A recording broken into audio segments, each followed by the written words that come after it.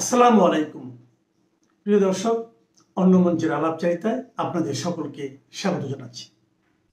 প্রিয় বন্ধুরা, প্রীতি, সালাম এবং শুভেচ্ছা নেবেন। গতকাল ভোলায় ৩ জন উপদেষ্টা গিয়েছিলেন, আপনারা ইতিমধ্যেই জানেন। ফয়জুল কবির বিদ্যুৎ উপদেষ্টা, শিল্প উপদেষ্টা আদিলুর রহমান শুভ এবং বাণিজ্য উপদেষ্টা বশির উদ্দিন। তারা সেখানে গিয়েছিলেন, জনগণের সাথে কথা বলেছেন এবং আপনারা জানেন যে শেখ হাসিনার সরকার বরিশাল থেকে ভোলার জন্য একটি সেতু নির্মাণ করেছিল এবং এই সেতুটি নির্মাণ হয়ে গেলে বাংলাদেশের 64টা জেলা সবাই মানে অল কানেক্টেড হয়ে যাবে বাই রোড। সো এটা খুবই ইম্পর্টেন্ট একটা সেতু ছিল। কিন্তু এই ৩ জন উপদেষ্টা গিয়ে সেখানে উপস্থিত জনতাকে বলেছে যে তারা এই সেতুর কাজ এখনই শুরু করবে না, এটি বোধহয় খুব তাড়াতাড়ি শুরু হওয়ার কথা ছিল, কিংবা আওয়ামী লীগ থাকলে হয়তো এটা দিনে শুরু হয়েও যেত। যাই হোক, তারা এই কাজটি এখন শুরু করবে না। এবং কেন করবে না তারা বলেছে, তারা এই সেতুটার ডিজাইনটা আবার নতুন করে করবে। অর্থাৎ শেখ হাসিনার সরকার কিন্তু এই ডিজাইনটা করে ফেলেছিল এবং আপনাদের মনে আছে কিনা এটা তখন আমরা অনেকেই দেখেছিলাম। যাই হোক, সেই ডিজাইনটা তারা বাতিল করেছে এবং নতুন করে ডিজাইন করবে। কেন নতুন করে ডিজাইন করবে? তারা বলেছে যে এই সেতুর আগে যে ডিজাইনটা করা হয়েছিল সেই ডিজাইনটা এমন ভাবে করা হয়েছিল যেন শেখ হাসিনার সরকার এই সেতুর কাজ করতে গিয়ে প্রচুর টাকা লুটপাট করতে পারে। যেই মুহূর্তে তারা বলেছে যে এই সেতুর ডিজাইনটা এমন ভাবে করা হয়েছিল যাতে শেখ হাসিনার সরকার লুটপাট করতে পারে, ঠিক সেই মুহূর্তে উপস্থিত জনতা একেবারে বিক্ষোভে ফেটে পড়ে এবং তখনই শুরু হয় চেয়ার ছোড়াছুড়ি এবং কেউ একজন চিৎকার করে ওঠে ধর।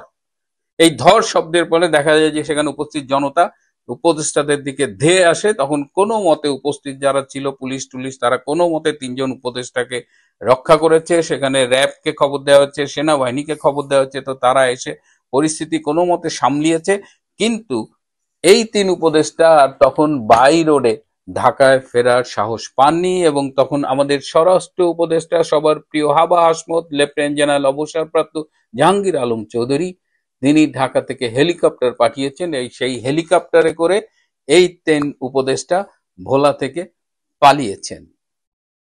এদিকে পুরো বাংলাদেশ খুব উত্তেজনায় ভুগছে যে একটি সফল লকডাউনের পরে, যে লকডাউনটি মূলত আমরা আওয়ামী লীগের লোকজনদের যতটা রাস্তায় দেখেছি তার চেয়ে জনগণের স্বতঃস্ফূর্ত অংশগ্রহণে সেই লকডাউন নজিরবিহীনভাবে সফল হয়েছিল এবং তারই ধারাবাহিকতায় আগামীকাল এবং পরশুদিন আওয়ামী লীগের পক্ষ থেকে কমপ্লিট শাটডাউন ডাকা হয়েছে। কমপ্লিট শাটডাউন মানে একদম সারা দেশ থমকে থাকবে, অবরুদ্ধ বলা যায়। আওয়ামী লীগের পক্ষ থেকে বলা হয়েছে এই কমপ্লিট শাটডাউন আন্দোলনটি সম্পূর্ণ অহিংস হবে। তাদের সবাইকে বলা হয়েছে তারা যেন কোনোভাবে আইন শৃঙ্খলা রক্ষা বাহিনীর সাথে কোনো রকমের সংঘর্ষে না জড়ায়, অর্থাৎ পুলিশ, র্যাব, আর্মি। এবং বলা হয়েছে সাধারণ জনগণের যেন কোনো রকমের ক্ষতি না হয়, জনগণের গায়ে যেন ফুলের টোকাটাও না পড়ে, এরকম একটা শান্তিপূর্ণ অনুরোধ এবং নির্দেশ নেতাকর্মীদের কাছে পৌঁছে দেওয়া হয়েছে। এদিকে আপনারা জানেন যে গত লকডাউনের সময় প্রায় ৪,৫০০ অস্ত্রধারীকে অস্ত্র সহ ঢাকা শহরের বিভিন্ন জায়গায় ছাদে গলিতে গলিতে মোতায়েন করেছিল এই শিশু উপদেষ্টা আসিফ মাহমুদ সজীব ভুঁইয়া। এবং এইটা একটি বিদেশি সংস্থার বিদেশি গোয়েন্দা সংস্থা এটা পিক করেছিল এবং তারা রিটেন বাংলাদেশের পররাষ্ট্র মন্ত্রণালয় জানিয়েছে। এবং এটি নিয়ে কিন্তু বাংলাদেশকে নিয়ে যেসব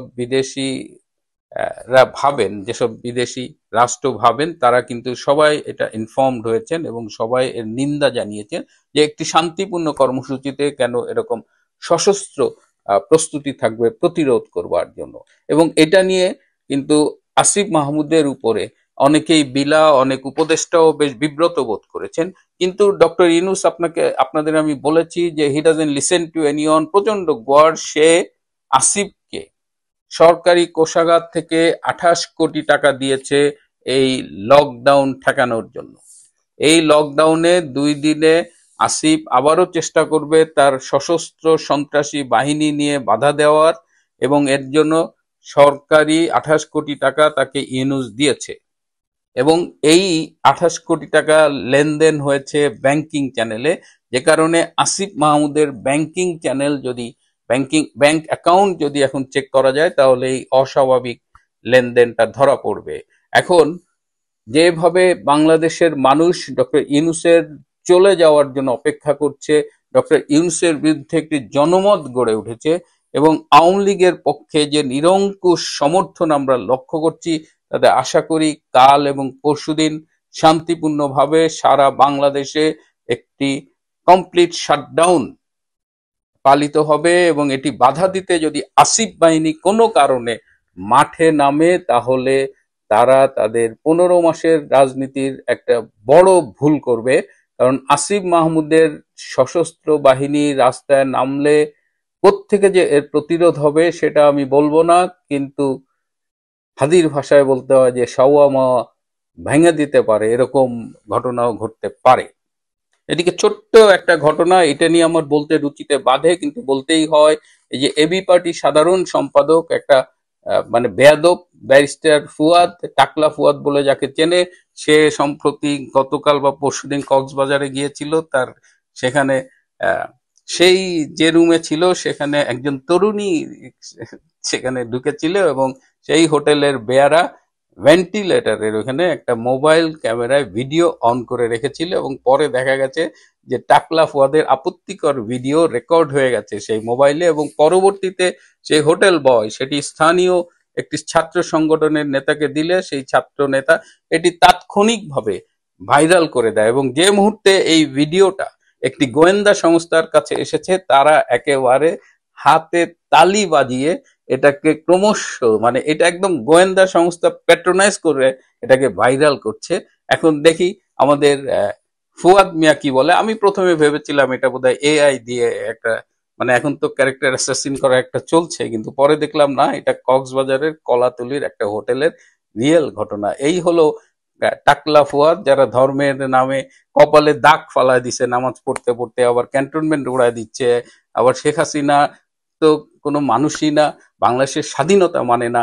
এইবার দেখা যাক বাংলার মানুষ এই টাকলা ফুয়াদকে নিয়ে কি করে। আর ছোট্ট আরেকটা বিষয় যে আপনারা খেয়াল করেছেন যে শেখ হাসিনার আন্তর্জাতিক মিডিয়া একের পর এক কিন্তু সাক্ষাৎকার ছাপিয়ে যাচ্ছেন এবং সম্প্রতি তার সাক্ষাৎকারে যেটা উঠে এসেছে, তিনি খুব স্পষ্ট করে চ্যানেল 16-এর একটি সাক্ষাৎকারে বলেছেন যে বাংলাদেশের এই রেজিম চেঞ্জের সাথে আমেরিকার কোনো সম্পর্ক নেই।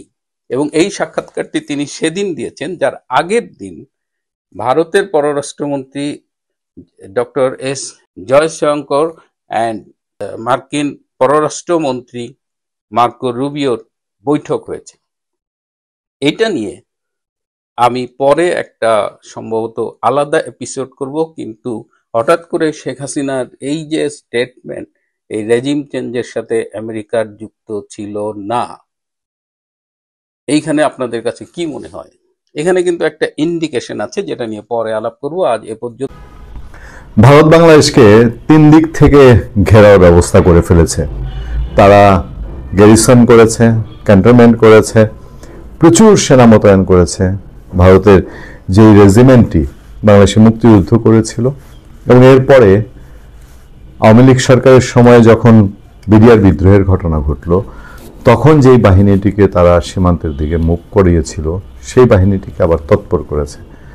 এর বাইরে অসংখ্য অসংখ্য সিকিউরিটি। সেই সময়ে ভারতের নিরাপত্তা উপদেষ্টা অজিত দোভাল তিনি বাংলাদেশের নিরাপত্তা উপদেষ্টা খলিলুর রহমানকে একরকম ডেকে পাঠিয়েছেন সেই দেশে। সেই পরিস্থিতিতে কেন ভারত কি করতে চাচ্ছে? এত সেনা মোতায়েনের মধ্যে দিয়ে ভারতের ইঙ্গিতটা কি? বিশেষ কিছু কি? ভারত বাংলাদেশে আক্রমণ করবে না। অনেকেই বলে যে ভারত বাংলাদেশে আক্রমণ করবে না, ভারত বাংলাদেশের উপরে চড়াও হবে না। তবে ভেতরে ভেতরে কি চলছে? এমন কিছু কি যেটা বাংলাদেশকে বড় মনস্তাত্ত্বিক চাপ অথবা শেষ ওয়ার্নিং যে তুমি যদি আমাকে টিকতে না দাও, আমার পেছনে যদি এভাবেই লেগে থাকো, আমার আর কি করার আছে? সেরকম একটা খবর আমরা একটু চোখ বুলিয়ে নিই, তারপর আমাদের বাদবাকি আলোচনায় আমরা থাকতে পারি।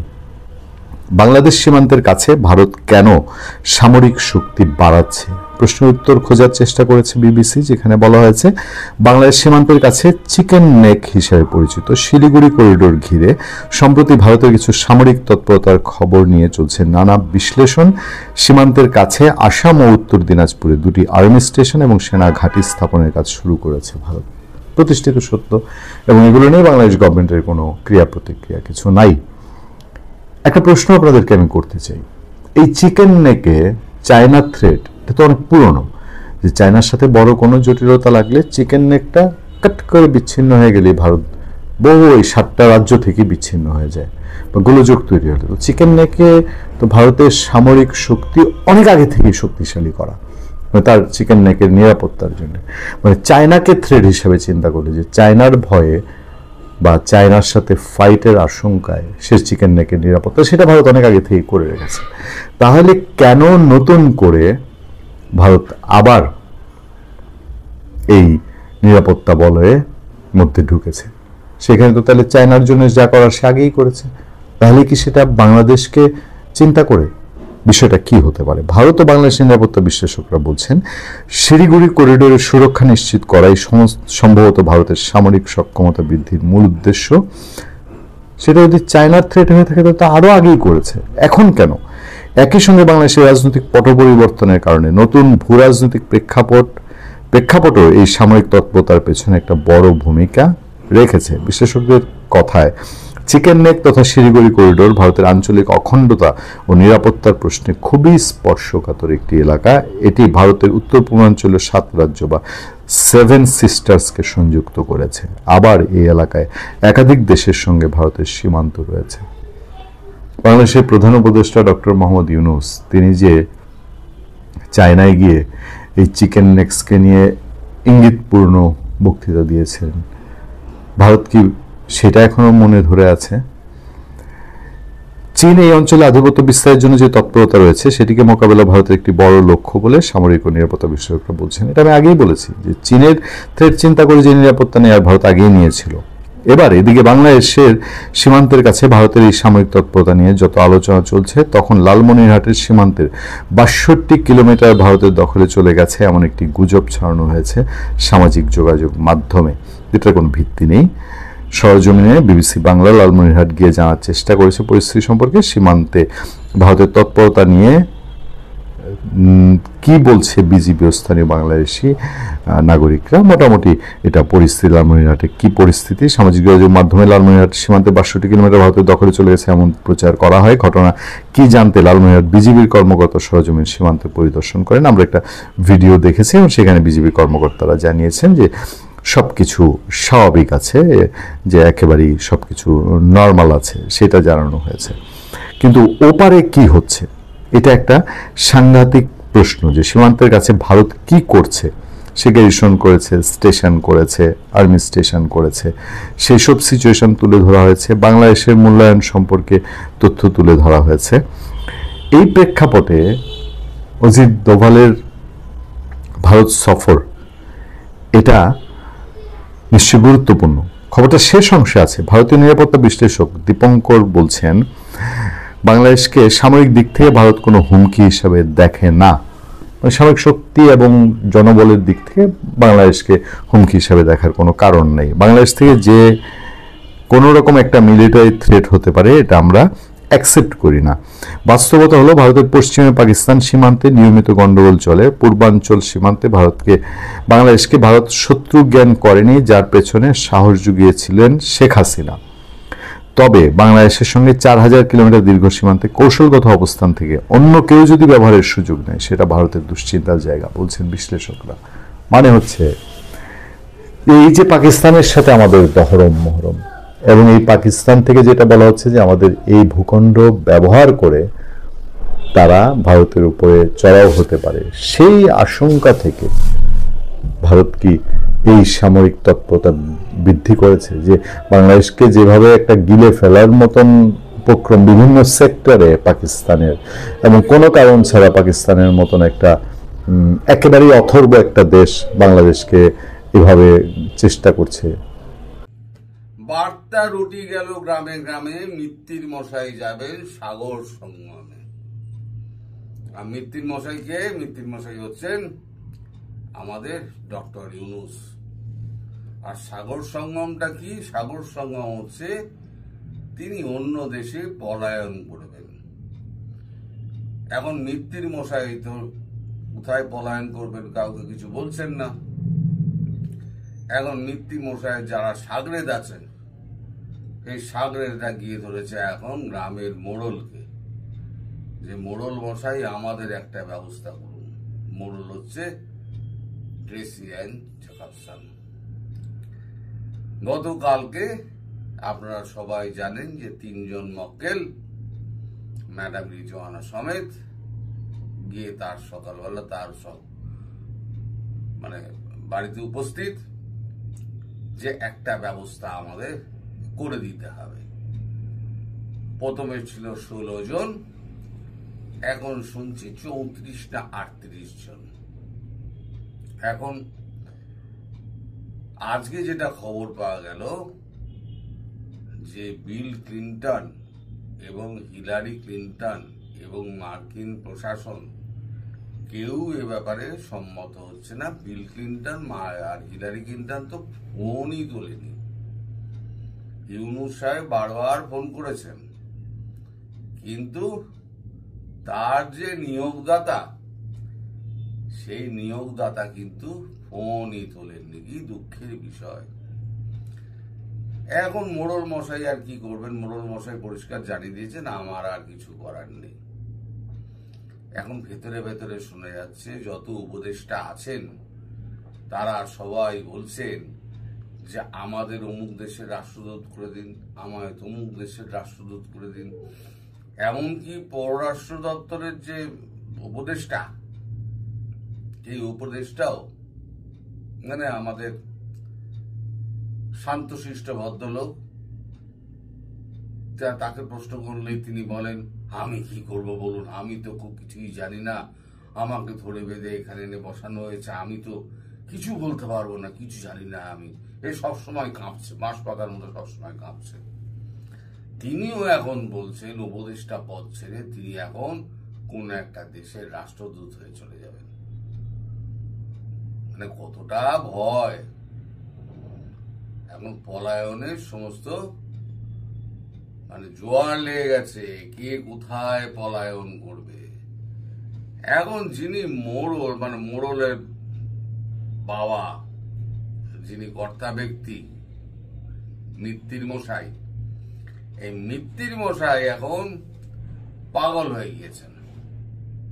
মিত্তির মশাই তো এখন মিত্তির মশাই ফোন কেউ তুলছে না। ইন্টারন্যাশনাল খিলাড়ি এখন ন্যাশনাল খিলাড়িও নয়। দেশের মানুষও দেখতে পাচ্ছে না, রাজনৈতিক দলগুলো সব মারমার কাটকাট। কোন দিন দেখবেন যে অবস্থা খুব খারাপ, মারমার কাটকাট হতে হতে। বুঝতে পারছেন যে দিন ঘনিয়ে আসছে।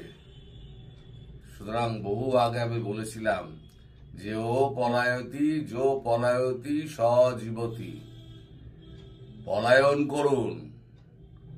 আমায় বলতে পারবেন না, আমি কিন্তু বহু আগে থেকে বলেছি যে পলায়ন করুন, আপনাদের সময় কমে আসছে, পৃথিবী আপনাদের কাছে ছোট হয়ে আসছে, আপনারা একেবারে সবাই ল্যাঙ্গর ধরে আপনাদের কুলে মারপিট করবে, আপনাকে বিবস্ত্র করে এই সমস্ত করবে। আমি কিন্তু, আপনারা সাক্ষী আছেন, আমি কিন্তু অনেক দিন আগে থেকে বলে যাচ্ছি।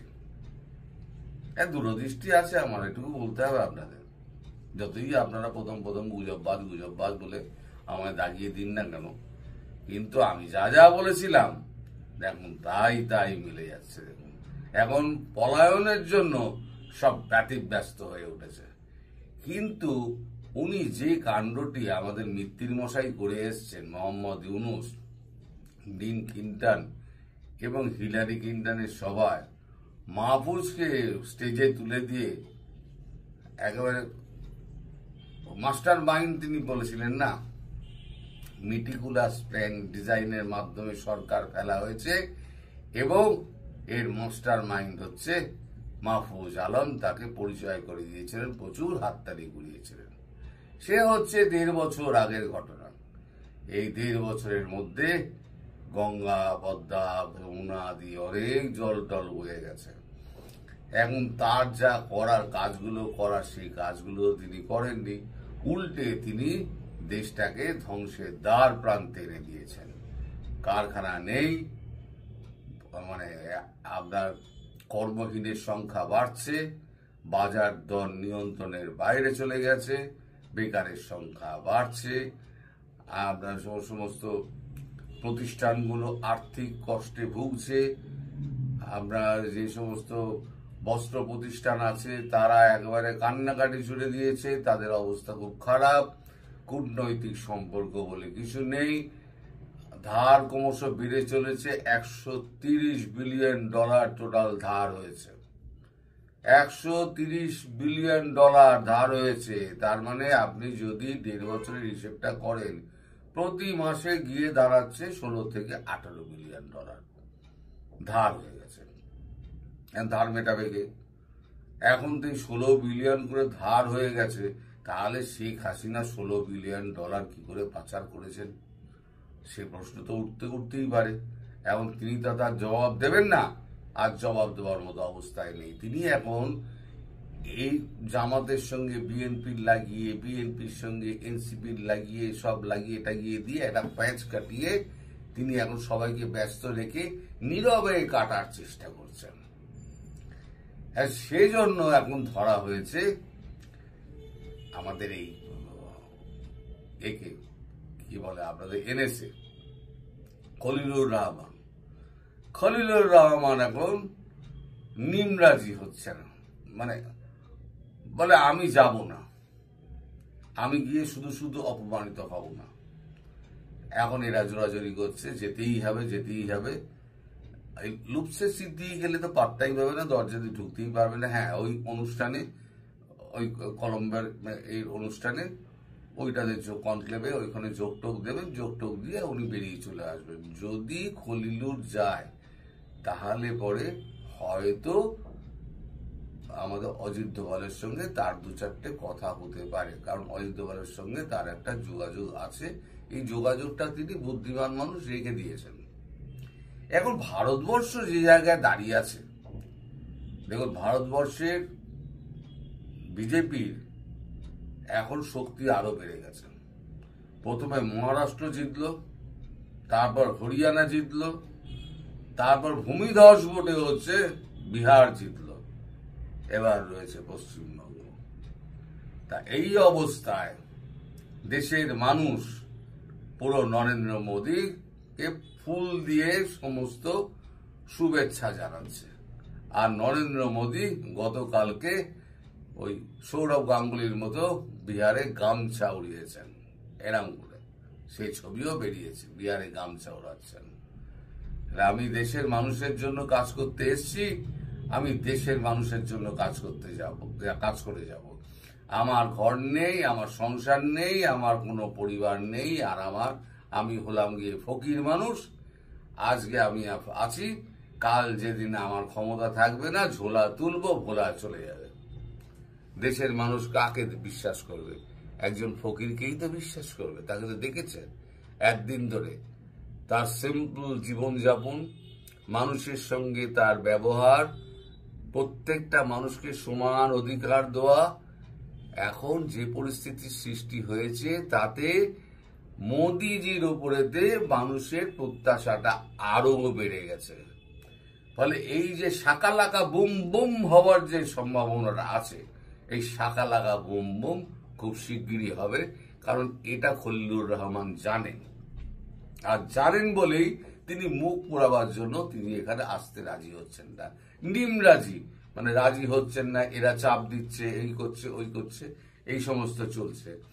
তবে একেবারে ওয়ান লাইনার যেটা হলো, মিত্তির মশাই চলিলেন সাগর সঙ্গমে, এখন সবাই মোড়লকে ধরিয়াছে, মোড়ল বলিলেন আমার কিছু করার নাই। মিত্তির মশাই বলেছেন, আমার মিত্তির মশাই মানে মিত্তির মশাইয়ের যে মিত্তির মশাই, সে মিত্তির মশাই হচ্ছে গিয়ে আমাদের বিল ক্লিনটন, হিলারি ক্লিনটন এবং ডিপ স্টেট এবং মার্কিন কংগ্রেস, তারা বলে দিয়েছে এই ব্যাপারের মধ্যে আমরা আর কিছু নেই।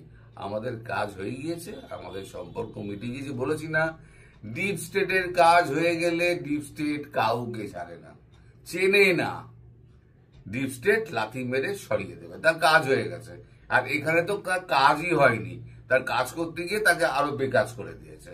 ফলে মৃত্যুর মশায় সাগর সঙ্গমে হয়তো যাওয়া হচ্ছে না। হ্যাঁ, একটা শোনা যাচ্ছে ইস্তিবুলে তিনি যেতে পারেন, সেখানে $80 বিলিয়ন তারা সব ওখানে জমি টমি কিনেছে, ব্যবসাপত্রে খাটিয়েছে, সেখানে টাকা দিলে থাকা যায়। এখন ইস্তিমুর যদি জায়গা হয় তাহলে ইস্তিমুর, না হলে পাকিস্তান। আর পাকিস্তানে গেলে পাকিস্তানেতে এখন তো অবস্থা জানেন, যে কোনো দিন দামাদ্দাম মস্ত কালান্দার হয়ে যেতে পারে। আর এখানে হবে হ্যাপি হোলি। হ্যাপি হোলি যে কোনো দিন হবে, সেটা আমি বলবো বিকেল বেলাতে, এখন নয়। সবকিছু সময় থাকে, বিকেল বেলা হলো হ্যাপি হোলির সময়। এই দেখবেন শেখ হাসিনা কবরে মাটি আইন না, আপনারা আবার পূজা করবেন। এবং কিভাবে পতন হয়েছে? উনি থাকতে হলে যেটা করতে পারতো সেটা হচ্ছে ব্লাড শেড করাতে পারতো। উনি তো পূর্ণ ক্ষমতা নিয়ে দেশ ত্যাগ করেছেন, উনি তো ক্ষমতা ছেড়ে দেশ ত্যাগ করেন নাই। উনি তো পূর্ণ ক্ষমতা নিয়ে দেশ ত্যাগ করেছেন, ক্ষমতাশালী হিসেবে দেশ ত্যাগ করেছেন। উনি যদি দেশের অমঙ্গল চাইতেন, দেশের মানুষের উপরে যদি গুলি অর্ডার দিতেন, তাহলে কে গুলি করতো না? উনি যদি রক্তগঙ্গ বয়ে দিতেন, কেন চীনের এই শি জিনপিং 10,000 ছাত্র মারে নাই, মানে এখনো ক্ষমতায় আছে না? কেন পুতিন মারতেছে না, এখনো ক্ষমতায় আছে না? কেন নেতানিয়াহু মারতেছে না হামাসকে, ক্ষমতায় আছে না? ক্ষমতা চলে গেছে কেন? এখনো কি ওই আমাদের ওই এরদোগান সাহেব তুরস্কে মারতেছেন না? এখনো কি মারা কমতি আছে? উনি চলে গেছেন, ক্ষমতা চলে গেছেন। শেখ হাসিনা মারেন নাই, না মেরে উনি যুদ্ধে ক্ষান্ত দিয়ে চলে গেছেন, যা তোরা চালা, আমি চালাইছি। দিয়ে চলে গেলেন না তাকে বাধ্য করা হলো চলে যেতে? তাকে বাধ্য করলে তাহলে হেলিকপ্টার যায় কেমনে? তাকে বাধ্য করলে হেলিকপ্টার কেমনে যায়? সেনা প্রধান, নৌ প্রধান, বিমান প্রধান সালাম দেয় কেমনে? এই বিমান বাহিনী হেলিকপ্টার উঠে কেমনে? সে হেলিকপ্টার দিয়ে উনি সীমান্ত করে কেমনে? তাকে তো সময় সালাম দিয়ে পাঠাইছেন। ওই হেলিকপ্টারে তো জাতীয় পতাকা লটকানো ছিল, তো ওইটা খুলেন নাই কেন? এইগুলো বললে তো বলুন আপনারা আমরা স্বৈরাচারের পক্ষে। আমরা স্বৈরাচারের পক্ষে না, আমরা শেখ হাসিনার পক্ষে না। শেখ হাসিনা থাকা অবস্থায় তার বিরুদ্ধে কথা বলেছি, শেখ হাসিনার সামনে গিয়ে কথা বলেছি, শেখ হাসিনা 1-to-1 কথা বলেছি। কাজে আমরা ওই শেখ হাসিনা জিজ্ঞাসা করে দেখেন আমরা কি বলেছি। বহুত আছে, বুঝতে পারছেন? শেখ হাসিনা বহুত চেষ্টা করছে, কিন্তু আমাদেরকে তো নত করতে পারে নাই। না, কিন্তু 24-এ আপনি নির্বাচন করেছেন, আপনার দলের মানে আপনার সাবেক দল যদি বলি বিএনপির, তার বিরুদ্ধে। শুনেন, আমি তো দলের সিদ্ধান্ত অমান্য করে আমি সংসদে গিয়েছি। তাহলে আমার দলের আমি বহিষ্কার হয়েছি 5-6 বার। আমি তো দলকে বারবার বলছি দল ভুল সিদ্ধান্ত নিচ্ছে, এই সিদ্ধান্ত আমি মানি না। আমি বলেছি এটা, আমি আমার সিদ্ধান্ত মানি না, বলছি ভুল সিদ্ধান্ত মানি না। আপনি ওই যে বারবার বহিষ্কৃত হয়েছেন, সবশেষ কেন বহিষ্কৃত হয়েছেন, যেটা একটা পার্মানেন্ট বহিষ্কার হয়ে গেল? পার্মানেন্ট বহিষ্কার তো কখন যাই না, শেষ বসে একটাই কথা বলছি যে আপনি যে আন্দোলন করতেছেন না, আন্দোলন না করলে কালকে আপনাদেরকে মানুষ জুতা পেটা করবে। তো হয়েছে না জুতা পেটা? এখন খাইছেন না জুতা পেটা? এই আন্দোলনের নেতৃত্বে যদি বিএনপি থাকতো তা আজকে পোলাপান এই দেখাতে পারতো এটা। আপনি যদি বিএনপি গুলিটা খাইতো না ভাইগিয়া, ওই অক্টোবরের 30 অক্টোবর যদি না ভাগতো, গুলি খায় মরতো, তাহলে 10টা 5টা 50টা মরতো, তো কি হতো? শেখ হাসিনা থাকতো ক্ষমতায়? এই কথাটাই বলেছিলাম। এই কথাটা নেতাদেরকে বুঝাইছে যে আপনাদেরকে জুতা মারবে বলে। আমি বললাম ওনাদের জুতা মারবো, বাস নেতারা বুঝছে যে তারা জুতা মারতে কথা বলছি। তাতে আমার কি হয়েছে? আমি তো দলের পদের জন্য লড়াই হতো না, দলের পদে যাচ্ছিও না, আমি তো নির্বাচন করার জন্য বলতে হচ্ছি না, নির্বাচন যাবো না। এখন যদি বিএনপিতে আপনার কি ফেরার ইচ্ছা আছে বা বিএনপিতে ফিরতে পারেন, এরকম কোনো সম্ভাবনা আছে? আমি তো আগেই বলেছি, দেশের মধ্যে খালেদা দেশে ফিরে আসে না, উনি বাড়িতে আসছেন। আমি তো বিএনপিতে আছি, আজীবন বিএনপি থাকবো, এটা বলেছি। আজকে বলে নেই, আরো আগেও বলেছি, আমি বিএনপিতে আছি, এখনো আছি, আজীবন থাকবো। জি, বিএনপিতে চলে যাওয়ার কোনো প্রশ্ন ওঠে না। মানে আপনি আমার ঘর দরজা বন্ধ করে। হ্যাঁ, বিএনপিতে থেকে আজ পর্যন্ত কাউকে আসলে শুনি নাই। আপনি একমাত্র যিনি বলছেন শেখ হাসিনা হচ্ছে স্মার্টেস্ট 24তম প্রধানমন্ত্রী। হ্যাঁ বলছি, জি, 24 স্মার্টেস্ট না হলে 15 বছর থাকলো কি করে? আর তো কেউ থাকতে পারে নাই। উনি যদি 24 স্মার্টেস্ট না হইতো তাহলে 15টা বছর কেমনে থাকলো? উনি যদি স্মার্টেস্ট না হইতো তাহলে উনি এখনো কেমনে বেঁচে আছেন? উনি যদি চৌকস এবং স্মার্টেস্ট না হইতো তাহলে এখনো তিনি রাষ্ট্রীয় সুযোগ সুবিধা কেমনে ভোগ করতেছেন? কাজে এগুলো তো উনি স্মার্টেস্ট বলি তো, উনি তো ওনার তো লোমটাও আপনার মানে ওনার ক্ষতি করতে পারেন নাই, উনি বেরিয়ে গেছে। এখন তো মামলা মোকদ্দমা হবেই, কত মামলা এগুলো রাজনীতিবিদদের মামলা খাই। শোনেন, 75 সনে আওয়ামী লীগের এমন কোন নেতা ছিল না জেলে যায় নাই। আওয়ামী লীগের প্রথম সারির নেতারা কেউ জেলের বাইরে ছিল না, সব জেলে গেছেন। এরকম 2, 4, 5 মাস, 6 মাস, 1 বছর, 2 বছর জেল খাটার অভ্যাস রাজনীতিবিদদের আছে। রাজনীতি খাটা দেশের মধ্যে খালেদা জিয়াও 7.5 বছর জেল কাটছে, এক নাগারে কাটছে, জেলে পড়ে রয়েছে। আপনারা একদিন জেলে খাটলে পাওয়া যাবে না, খুঁজে কানতে কানতে চলে যাবে। আমরা দেখছি না যে কি অবস্থা হয়। তো কাজেই রাজনীতিবিদরা এই সমস্ত 2, 3 বছর, 5 বছর জেলে গেছে না, ওই ফাঁসি দেওয়া ফাললেও পরেও কোনো আসে যায় না। রাজনীতিবিদরা ওই ফাঁসির থেকে তার ছেলে দাঁড়ায় যাবে গা, তার মেয়ে দাঁড়ায় যাবে গা, দেখবেন তার গোষ্ঠীতে দাঁড়ায় যাবে গা, আবার তার পূজা করা শুরু করবেন। এই জনগণ আপনার তারপর পূজা করা শুরু করবেন। এই দেখবেন শেখ হাসিনা কবরে মাটি আইন না, আপনারা আবার পূজা করবেন। এটা অতীত দেখছি আমরা। 20 বছর পরে দেখছি রামকে আইন না খরম দিয়া 12 শাসন করছে। রামের খরম দিয়া 12 শাসন হয়েছে 20 বছর। পাবলিক করছিল।